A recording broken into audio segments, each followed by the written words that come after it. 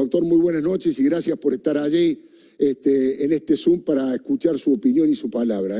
Muy buenas noches y sea usted bienvenido.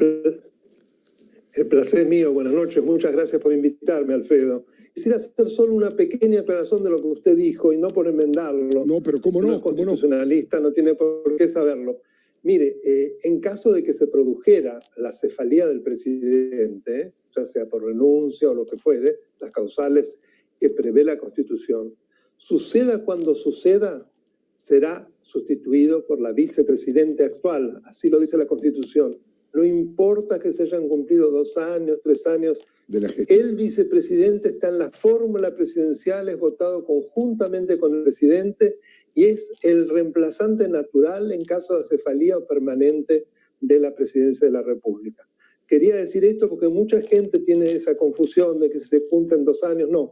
No hace falta que se cumpla ninguna cantidad de tiempo, salvo que hubiera cefalía total del Ejecutivo, claro, que es como ocurrió en el 2002, 2001, cuando no hay ni presidente ni vice.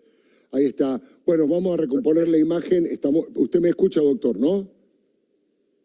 Perfectamente. Perfecto. Bueno, ahora sí, ahora lo vemos también con toda claridad. Le agradezco muchísimo la aclaración, no permitir que uno meta la pata y que dé información incorrecta. Muchísimas gracias. Me animé a hacerlo porque sé cómo es usted, la seriedad y que no le iba a molestar. Por favor, es lo que corresponde. Doctor, avanzando hacia los 3 o 4 movidas que está haciendo el cristianismo para tratar de ir cooptando y apropiándose de la justicia, ¿cuál de usted cree de todo esto que es lo más peligroso, donde tenemos que poner la lupa y estar más atentos? Yo hablaría fundamentalmente de 2 de las movidas de las que se habla. Todavía no hemos leído nada. Claro. La primera, que parece que ya está en danza porque no requiere de un proyecto escrito, es el desplazamiento de 52 jueces, por lo que yo leí. Sí. Es decir, 52 jueces que, si uno ve cada uno de los casos, se trata de jueces en lo penal que están ubicados en lugares estratégicos y que han actuado de manera independiente y son personas honestas en distintos procesos que involucran tanto a la vicepresidente como a todo el grupo K, que está metido en diferentes procesos. Ella está involucrada en 12 procesos. No es poca cosa, nunca hemos visto un expresidente que estuviese involucrado en tal cantidad de procesos. Entonces, ese desplazamiento va a implicar la violación de la garantía del juez natural, que es uno de los aspectos fundamentales del debido proceso. Es decir, toda persona debe ser juzgada por la persona que toque, por el magistrado que le toque, conforme al procedimiento previsto en la ley y en las reglamentaciones. Esto no puede cambiar en medio del proyecto, y menos si es un cambio interesado, precisamente para poner a alguien que va a arreglar el proceso. Además, no olvidemos que cuando un juez deja de entender en un proceso, eso detiene enormemente la marcha del mismo y muchas veces importa la destrucción de toda la prueba, que hay que volver a producirla. Así que imagínense que eso solo ya lo conveniente que es que de por sí caminan como verdaderas tortugas. Yo me animé a decir en un tuit que me recordaba la dictadura. ¿Por qué? Porque era precisamente en la dictadura, si usted recordará, en que precisamente lo que se hacía era mover a jueces como blancos móviles en función de los intereses de quien gobierna. Y ahora pareciera que el plan que está en ciernes tiene las mismas características. Es muy grave, es muy importante, y pongo el acento, porque parece que es un mero traslado. No, el mero traslado implica la violación de una de las garantías fundamentales de la protección efectiva de los derechos y del debido proceso. Cuidado, es la ruptura realmente de un sistema democrático de justicia mínimamente confiable, pero para desplazar a los probos. Ojo. Claro. Y el otro tema, si me permite, es el tema de la ampliación de los miembros de la Corte. Claro, a eso iba, sí. Yo soy totalmente contrario, lo he sido siempre, porque cuando se amplían los miembros de la Corte se lo hace con un criterio absolutamente interesado, no para hacer una Corte, para que el presidente se haga su propia Corte. Lamentablemente, mientras esto ha ocurrido, primero, durante los 53 años de golpes de Estado y sistema de iure, cada vez que se modificaba el régimen, una nueva corte. Entonces, cada presidente tenía su corte. después porque, por ejemplo, aventuras como la de Menem, que precisamente ahí pueden ver la experiencia, aumentó en 4 miembros, eso implicó hacerse una mayoría propia y salieron cualquier tipo de sentencias que importaron cualquier tipo de decisiones. Mire, el antecedente más interesante es lo que le ocurrió a Roosevelt a principios de los años 30, en toda su popularidad. Él tuvo que enfrentarse con una corte muy conservadora y no olvidemos que él proponía el New Deal, es decir, las teorías keynesianas, que era algo revolucionario en ese momento para los republicanos, prácticamente el comunismo. Pretendió subir el número en un miembro, pero no solamente la mayoría, la oposición republicana, sino la mayoría de los demócratas se opusieron de tal manera que les fue imposible inclusive presentar el proyecto en el Congreso. ¿Por qué? ¿Cuál fue precisamente la observación?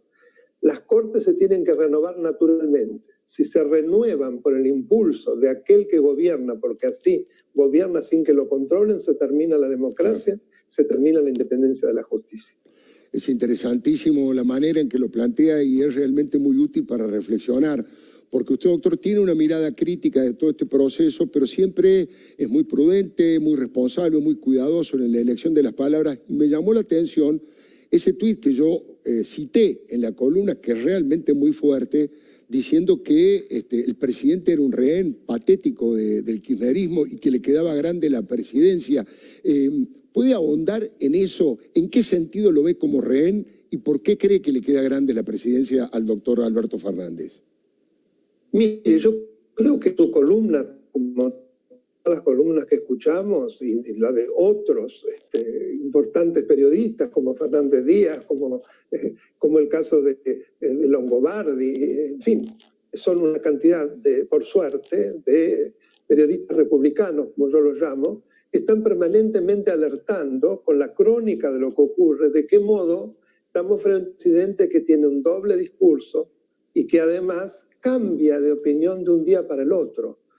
¿Cómo podemos pensar que un presidente está adecuadamente ubicado en una presidencia si sostiene algo en relación a Venezuela, lo hace en boca de quien es su embajador en los organismos internacionales, el embajador Gutiérrez, que claramente señaló que se trataba de una dictadura? Luego, como lo critica Víctor Hugo Morales, un periodista, él se comunica con Víctor Hugo Morales. Cintia García, que es otra de las periodistas de ese programa, lo somete prácticamente a un interrogatorio y entonces él baja las anclas y modifica totalmente lo que acababa de decir. Esto no solamente a ojos vistas habla de una persona que parecía tener un despiste, está confuso. Además, no es una interpretación. Yo los invito simplemente en el mismo día a que lean la declaración del embajador Gutiérrez, que está respondiendo a órdenes de su gobierno, no se le ocurrió. Y lo que luego dice frente a las observaciones, al dedo acusador de Víctor Hugo, que evidentemente fue motivado por alguien, no surgió de la nada. Entonces, ¿cómo el presidente habla para justificarse, pero en la justificación en realidad el otro, ella, en realidad Cintia García, lo obliga a la retranca? O sea, yo nunca había visto una cosa así. Entonces, por eso me dio tal sorpresa y hasta cierto fastidio que por eso hice ese tuit, ¿no? Para hablar de llamar la atención. No obstante lo cual, después hice otro tuit en el cual dije, porque inclusive he firmado una declaración que encabeza nada menos que Graciela Fernández Mejide pidiendo un diálogo. O sea que tengo confianza en que se puede dialogar y que el presidente, lo que digo en ese tuit, si realmente quiere pasar a la historia como un hombre de unidad, puede llamar al diálogo, pero tiene que renunciar fundamentalmente a 3 cosas. A el plan de impunidad K, a una reforma de la justicia que destruya su independencia y a decir lo que Venezuela es una dictadura. Esas 3 cosas. Si no renuncia a esas cosas, es posible el diálogo con un sector republicano que exige el cumplimiento de la Constitución, que no puede de ninguna manera aceptar semejantes pretensiones.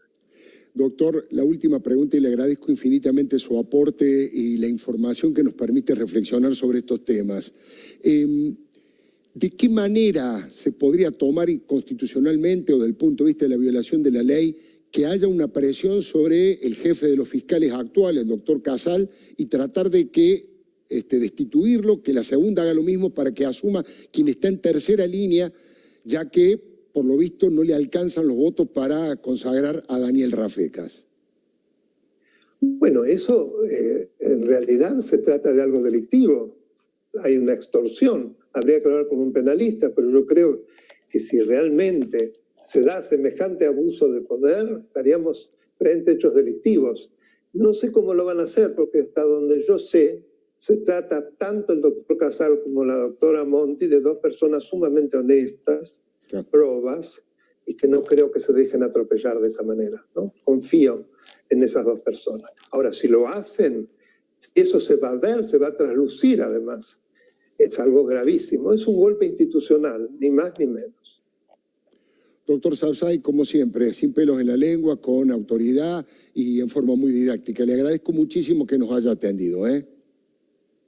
Yo le agradezco que me haya llamado, como siempre, Alfredo. Sabe cuánto lo distingo Muy y bueno. lo aprecio. Muchísimas gracias, doctor.